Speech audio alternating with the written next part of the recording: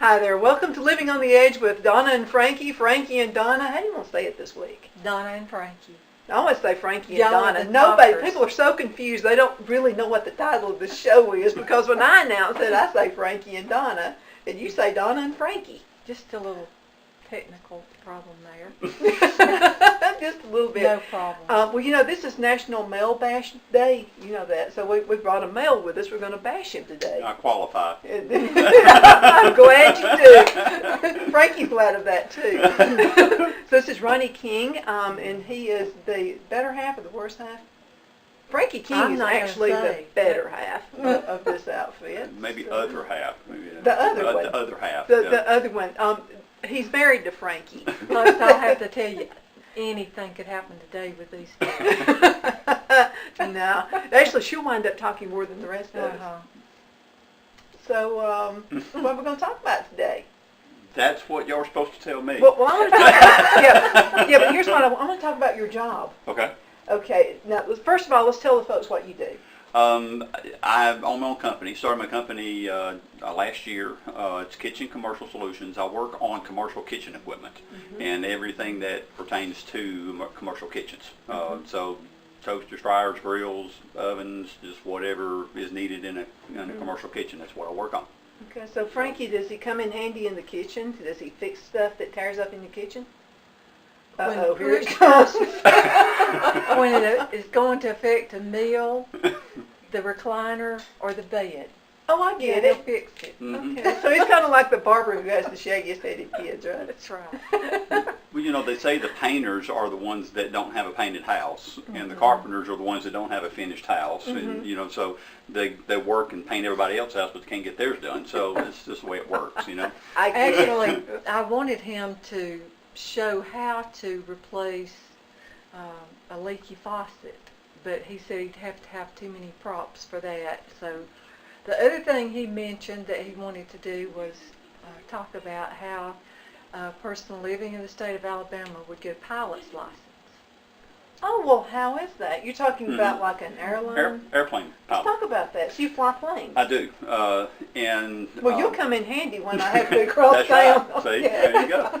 It's not what you know, who you know.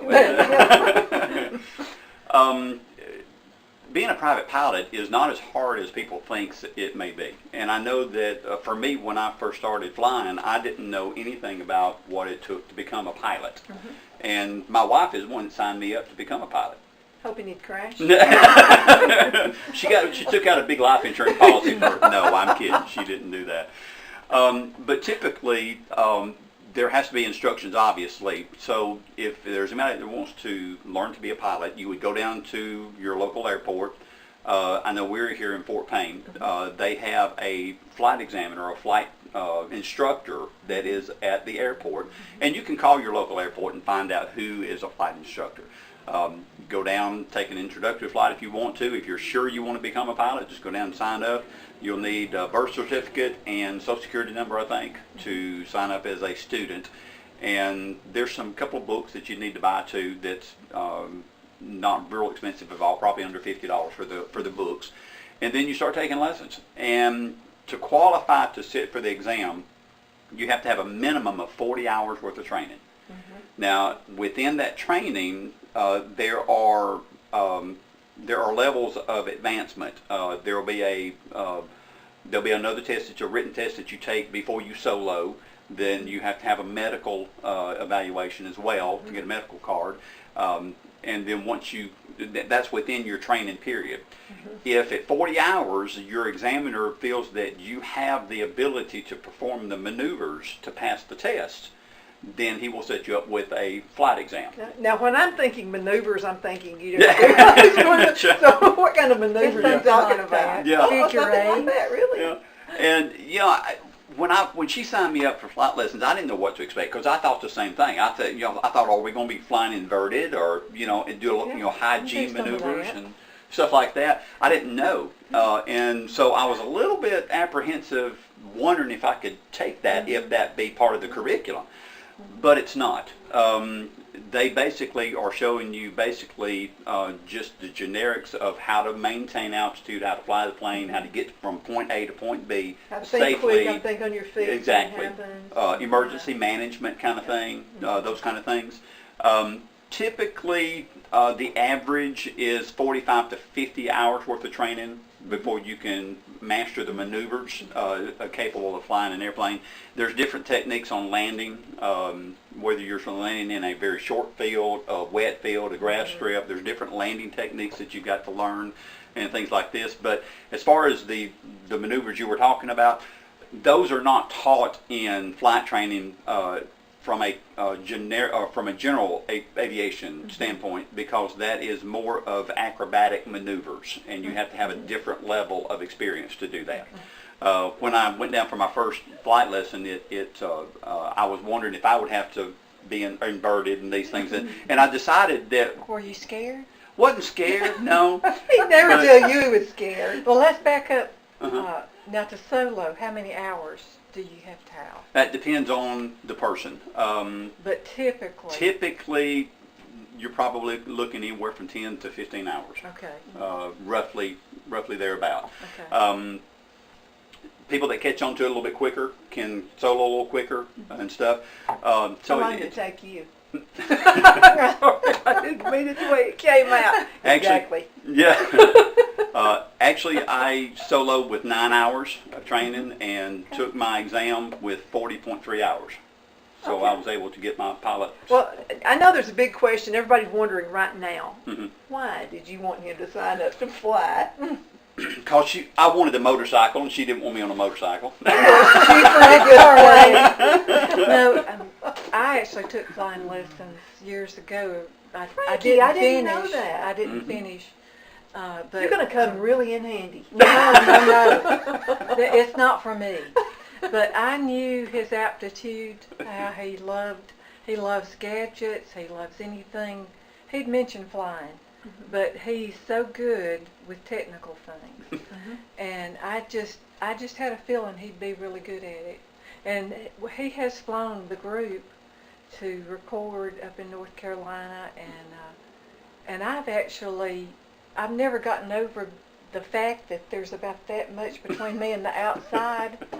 But he is a really good pilot, and I do enjoy helping him navigate when I can get my mind on You like just helping that him much navigate the between me and the car, outside. Because the little Cessnas, there's not much between you and the outside. Yeah. But the positive thing is you can set those little planes down in an emergency a lot easier. Just about anywhere. So that was what I wanted to say. As far as the G maneuvers and the inverted and stuff, it dawned on me that the flight instructor is to teach me how to fly the plane. And he's not going to do anything in that plane that's going to jeopardize his life, because he's in the plane too. And so when I understood that, it made learning so much easier, because he's not going to do anything that's going to be unsafe, that's going to put his life in jeopardy, along with the students as well. So it's something that's really, and speaking monetarily, it's not that bad if you go to a small airport and learn from an instructor. They have different prices, but you're probably in they've got different level of aircraft as well. So you start out with a small single engine, 2-seater most of the time, learning to fly those, and then the higher the horsepower, the different ratings or certificates that you have to fly the different horsepower engines. So there's some plateaus and some levels of achievement that you can that you've got to do, but as far as just to be able to go fly a plane, 40 hours of training is the minimum that you have to have, and then you've got to pass the test with a designated examiner that will come in and evaluate how well you can fly the airplane and navigate and all that kind of stuff. So it's pretty cool. Can you tell he loves it? I can tell he loves it. You guys are going to come in handy. But I want to ask you a question. We took a flight to New York a few years ago. And I kind of got suspicious because we're in the plane. It's a big one, by the way. I don't remember how many passengers it was. We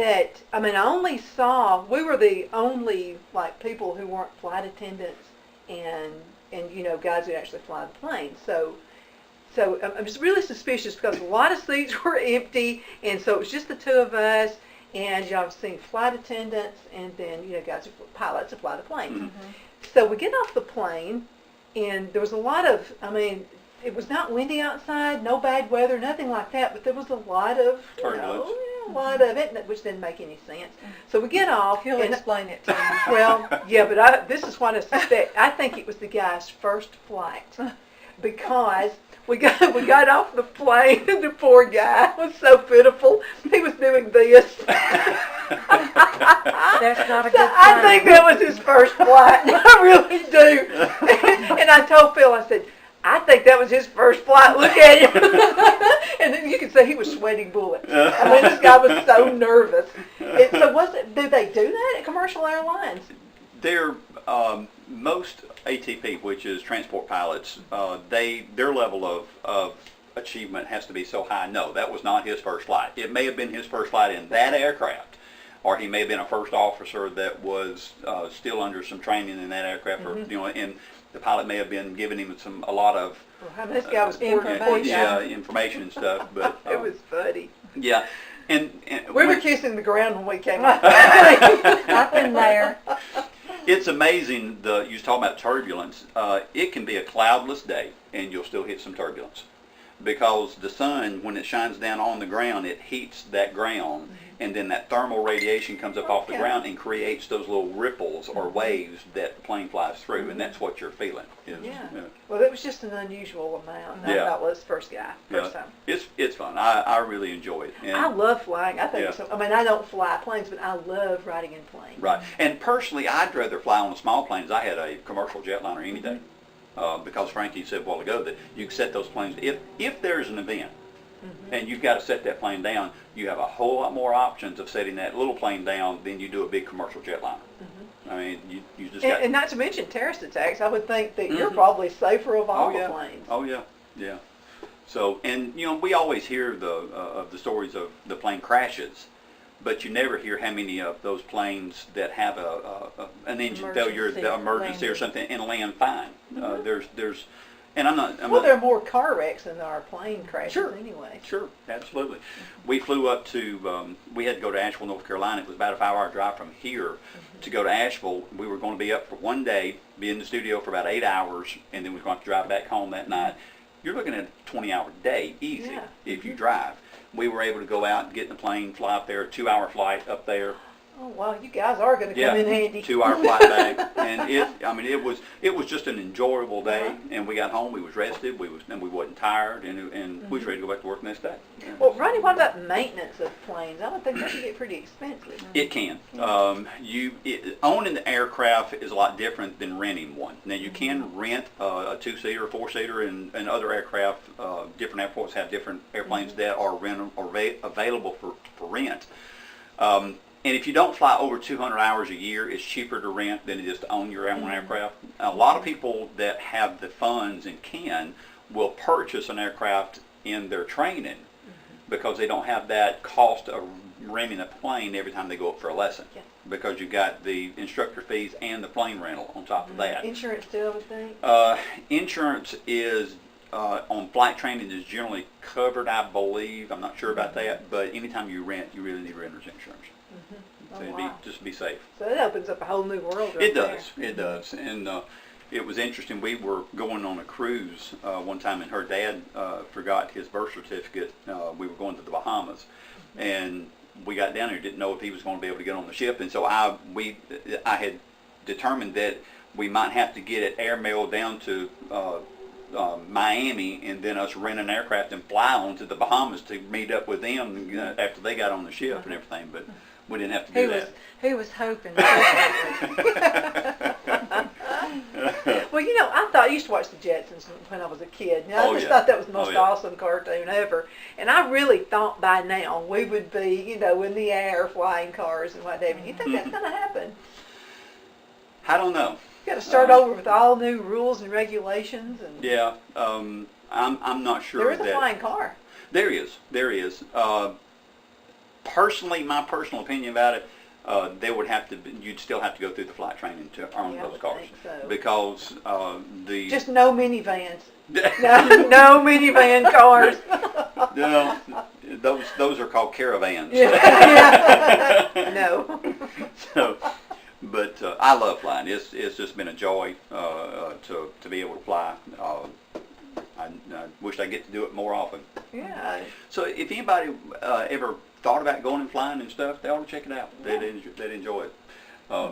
Frankie sits over and she said she helps navigate. She does. She'll get the map out and she can. She said that she can see that there's a lake here and there's a lake down there, and it helps me pass the time. That way I'm not looking over here at that little piece of metal. You apparently don't like closed places. I don't, and it is very tight. It is confining It's very Yeah. tight to be in that. Small So maybe a crop dusting type career. Could you do that? Yeah. You could be a crop duster. Yeah.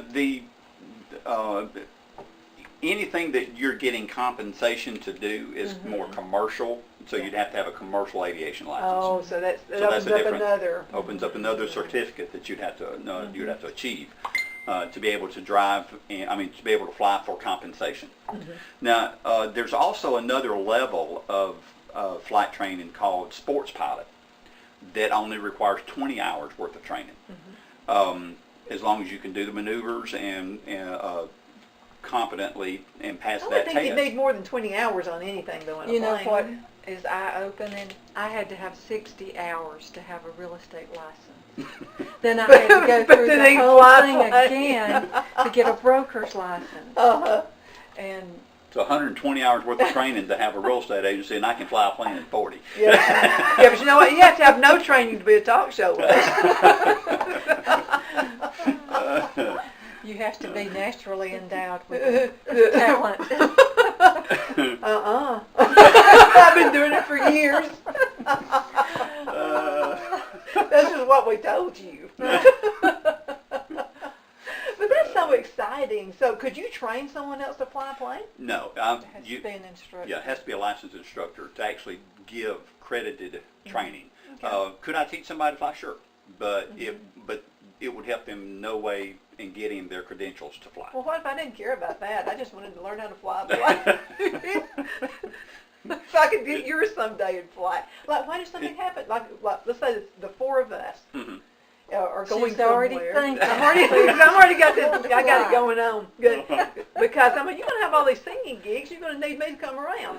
So you could fly to all these places, and go to North Carolina a lot and all this kind of good stuff. So what if something happened? See, I'm thinking of the movie Airplane. Right. You remember that movie? It's a comedy movie with Oh, Jimmy yeah. Walker up there cleaning the windshield Yeah. like it was a car. That was a fun movie. But I've loved flying ever since that I movie. love I just planes. love it. But now, I'm like you. I'd rather fly in a big plane. I really enjoy that whole experience. But there's just something about a little plane. You're just in such, there's so many. Yeah, but I think you got When more I'm up power there, in I a little one think- because you're maneuvering and it's just you and the world. She's a free spirit. No, I'm And not I'm either. thinking, I'm not going all to, unless the you feel things that comfortable, can I'm not going to cover- ride with you in that plane. You got to feel comfortable. I don't want you sweating like that guy when we went to New York. Oh, you'll yeah. never see me sweating. No, exteriorly I she keep Touch, myself you don't busy. sweat. she looks as calm as she's sitting right here when she's flying in the plane, but inside she's like this. I bet her handprints are on the inside of it. Exactly. Well, I want to talk just for a moment about you guys, your singing career. And, you're so good. She's not afraid of anything when she's in crowds. How do you do it? How do you get in front of, hundreds of people and sing? You keep doing it when your knees are knocking. Even though people can hear your knees. I've never heard your knees knock. Well, they don't anymore, but in the beginning it was ridiculous. And we're talking about Frankie King, Ronnie King, Frank, with a point of honor. And so your career's taking off. And it's so good. Actually, I host a talk show called Afternoon Drive Home on the radio, and your song is my lead-in song. And sometimes we'll just You're play the very whole thing. sweet. She likes me. I'm paying for her for it. The $50 right now. Wait a minute, she's paying you? No, she's paying me. No, not that at all. Oh, But it's the career because you guys, I just like to hear a group who writes their own songs. She does a good job. Yeah, she does. She's very gifted. Yeah, she rides on that lawnmower and writes songs. Works in the yard. Sometimes I clean around the pond, and those are the most memorable. But then do you fish? Since you have a No. pond? No, I can't kill fish. Okay. I'm going to ask you to I go on a don't feel fishing bad. trip with me. I was going to get you to go with me to a fishing trip. She So was. you wouldn't do it? She used to fish when I she was a can't- kid, but the last time we was down at the pond, I had some of the step grandkids down there. We were fishing and caught a fish and started to take the hook out, and she left. Oh, She- but the hook was embedded. It was gone. And I'm about to gross you out. Okay, we'll change the subject. yeah, let's not talk about fishing. So do you kind of sense, okay, you sing for a career, and then you fly. Is there a correlation to that? It has come in handy. Yeah, it's come in Mhm. handy. I don't fly as a career. I mean, it's not a commercial. I mean, it's not a job or anything. Yeah. But it has really. Yet. Yeah. Let it be prophecy. I love flying. But yeah, it has come in handy on occasions. I've had to fly south of Birmingham and get some parts, and instead of driving all the way down there and back and then having to put those parts on, it's a lot quicker just get plane fly down, and stuff like that. But it's very expensive. Well, you could do it, couldn't you, for a shuttle for a company? That would still be commercial. It would still Yeah. be, because Phil Yeah. and I used to have all these stores, and we were all over Alabama. Man, that would have Right. been handy. Now, if a person owned those businesses and they were using their own aircraft for travel, then that's not considered commercial because it's their business and they're just using their aircraft for travel in. So if KCS needs a part, Exactly. he's got to have it today. He could fly to Birmingham and get a part. Just like if I were to get in the car, I'm just using a plane to go get it. So I'm not being compensated for that. And so, but now if somebody said, hey, I need you to fly me to Fort Lauderdale, I'll pay you to fly me to Fort Lauderdale, that's compensation, and that's against regulations. You can't do Well, that. let's say you were, and you could fly somebody to Fort Lauderdale. What would something like that cost? Would it be cheaper just go to the public? Oh yeah, it would be. That would cost a fortune. What a lot of people don't understand, a lot of the commercial airlines, the tickets that they buy does not pay the cost. If they load every seat down in that aircraft and sold the tickets for every seat in the aircraft, it would not pay the fuel cost to that plane. Serious? Well, I'm then why serious. do they do it? Because of all the other stuff they're transporting in the belly of that plane. So you're kind of icing on the cake. Yes. Okay. So that's, I think, I don't have documentation to know this, but I think that's why airline tickets and everything fluctuate so much, is because I was down at the airport one day and a little citation jet came in, and they dropped $24,000 on fuel just to fill the plane up. $24,000 just to fill the plane up with fuel. I'm speechless on that one. So That's amazing. It is. When you get into jet travel, the cost just astronomically goes up because of fuel cost and how much fuel it burns and all that kind of stuff. But are you allowed or do you know this? Are you allowed to carry pets inside a plane? Because there was an incident that happened, I saw it on the World News, where a lady snuck her dog in a bag and put it in the overhead compartment, and the dog died. Was that against any kind of rule? Because you got to think about, you're tight fit, you can't breathe half, and you're breathing all this weird stuff in. There people are, who are allergic to pets. That's ridiculous. There are. Each airline has their own standards for transporting live animals, and they would have to just check with the commercial airlines to find out what they were. But as far as for Frankie and I to go down and get a plane and take our pet up, we've done it before. There's no law or regulation that would But prevent for that. commercial, though, I would think you couldn't do that. Because a lot of people are allergic to pet dander. Right, and a lot of times they may require like a pet carrier and put them in the baggage compartment or something like that. But I don't know. It just depends on the carrier. Well, and poor animal smothered to death. So sad. So, I mean, it was just horrible. Yeah, that's why they would need to consult each airline and find out what the parameters were for that. Yeah, you need to know the ins and outs of that. Mhm. What about airplane food? Or lack of. It used to be good. I remember the old days. I mean, you look forward to I it. used Now to they'll really throw enjoy one it. peanut. They'll go, hey, open up your Yeah. mouth, and you get like one peanut Yeah. if you're lucky. It's been a long time since I've flown commercially. It's It's not as fun as it used to be. no, though. it's not. Especially now that I know how to fly. because now I know when they're doing things wrong. So now you don't need to fly. Oh. There was one of the documentaries on one of the aircraft that lost power and crashed in the Potomac River, and there was a pilot in that plane, and he knew on takeoff that they were in trouble, and that's and there was nothing he could do about it, and he knew that they were in trouble, and that's the part about a pilot flying commercially that's kind of unnerving. It's when you know things are going wrong, and so when you're sitting back there and you don't know anything's going wrong, you enjoy yourself. That's right. But then, not only in actually flying the plane, but what should a person do? I know you can't be afraid of everything in the whole wide world, but what if you suspect there's a terrorist and you're on a commercial flight? So what if you suspect that's a terrorist right there? They're about to take over the plane. What should you do? Alert the crew. First and foremost, alert the staff on the aircraft.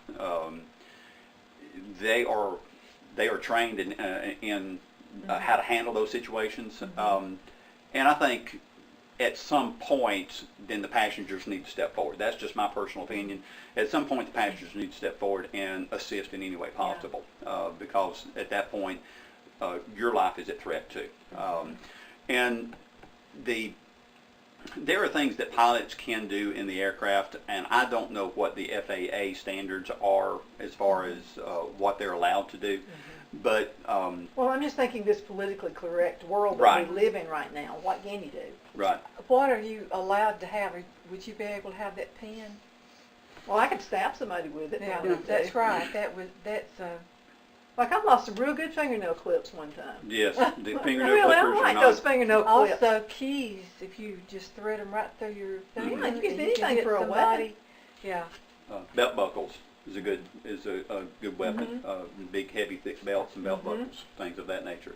There's and the thing that I would encourage somebody to do is, first of all, don't be afraid to fly because of terrorist threats, because it's so hard for terrorists to get on aircraft these days and to take over an aircraft. And the FAA has implemented standards for pilots in the event of a takeover like that. And there's things that they can do in the plane that would help to solve that issue. And I'll not go into what those are, but I guess my encouragement would be to just relax and watch, pay attention, and think. Be aware of your surroundings and pay attention, and don't panic. Panic will get you killed. Whether you're flying the airplane or not, panic will get you killed. Well, have you ever been on a plane with a screaming kid all the way? Yes. We were on one. Her? No. Last flight I was on, the last seat in the plane was beside a mom and a screaming child. And so I sat down with a smile on my face. Yeah, and the stewardess come by and said, "Bless your heart." I guess so. And everybody wants to be in the front of the plane. I'd rather be in the back. That's the safest part in case of a crash, isn't it? Yeah, there's no statistics that tell where the safest place is. Obviously, a plane's not going back into a mountain, obviously, but there's no statistic that says that the front or the back or the middle of the plane's any safer than the other, statistically speaking. I've always heard the back part. Yeah, and generally the calmest ride is in the middle of the plane, over the window. Guys, we're going to have to call it a day. It's been a quick one. Wow. Thank you so much for being on the show. We love picking on National Men Hate Day. No, it's not. No, it's not. We love men. We do. But thank you so much for being on the show. It's been a lot of fun. I've learned a lot about airplanes. Yeah, and I hope it would encourage somebody to go down and start taking lessons. It's fun. Frankie? Always good to be with you. Yes, we made it. So, well, yeah, I mean, you can't leave the men out. That's right. We got to do that. I'm not sure what the next show is going to be because we have so many things going on right now. And but there's going to be another one coming up. And you're going to come on Afternoon Drive Home. And Sally Gentry is going to be on next week. So maybe we can work something out. Okay, and we'll be talking with Sally Gentry. So anyway, everybody stay tuned, and we'll be glad to see you next time. Another fun show. And again, thank you so much for being on the show. I'll fly her over. Do that. No. And then fly me on my next appointment. Everybody, thank you so much for watching, and God bless. And if you'll go to church somewhere on Sunday, hope to see you at ours. Bye.